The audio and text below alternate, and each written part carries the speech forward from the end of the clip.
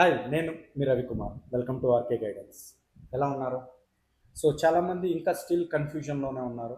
కొంతమంది ఫ్రెషర్‌గా ఆపర్చునిటీస్ చూస్తున్నారు. కొంతమంది కెరియర్ గ్యాప్‌తో ఆపర్చునిటీ చూస్తున్నారు. కొంతమంది నాన్ ఐటీ నుంచి ఐటీలోకి షిఫ్ట్ అవ్వాలని చూస్తున్నారు.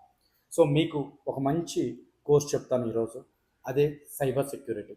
సార్, ప్రతి ఒక్కళ్ళు కూడా ఏఐ దీన్ని రీప్లేస్ చేస్తుందా అని అడుగుతా ఉంటారు.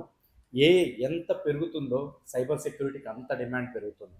ఎందుకంటే ప్రెజెంట్ ఎవ్రీ 39 సెకండ్స్‌కి ఒక అటాక్ జరుగుతుంది. అంటే అది కంపెనీ పరంగా గానీ, పర్సనల్‌గా పరంగా గానీ, ఏ విధంగా అయినా సరే, మనం డిజిటల్ వరల్డ్‌లో నడుస్తున్నప్పుడు, నెట్వర్కింగ్‌లో నడుస్తున్నప్పుడు, ప్రతీదీ గూడా ఓవర్ నెట్వర్క్ ద్వారా చేస్తున్నప్పుడు, సో, ఈ వరల్డ్‌లో ప్రతి 39 సెకండ్స్‌కి అటాక్ జరిగే అవకాశం ఉంది. జరుగుతుంది కూడా. మరి ఇలాంటి సినారియోస్‌లో ఏదైతే ఏఐ ఉన్నామో, ఆ ఏఐ పెరిగే కొద్దీ ఏమైతుంది? ఆటోమేటిక్‌గా అటాక్స్ పెరిగిపోతుంటాయి. బాట్ అంటే మనకి నెట్‌లో చేసే బాట్ యాక్టివిటీస్ అన్నీ కూడా డిఫరెంట్ అటాక్స్ చేసే అవకాశం ఉంటుంది. దీనివల్ల ఫ్యూచర్‌లో సైబర్ సెక్యూరిటీకి మోర్ డిమాండ్ పెరిగే అవకాశం ఉంటుంది. సో దట్ ఇంకెందుకు ఆలస్యం?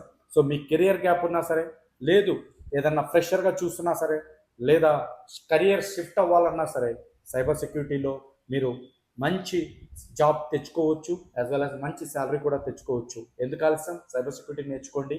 మంచి జాబ్ కొట్టండి.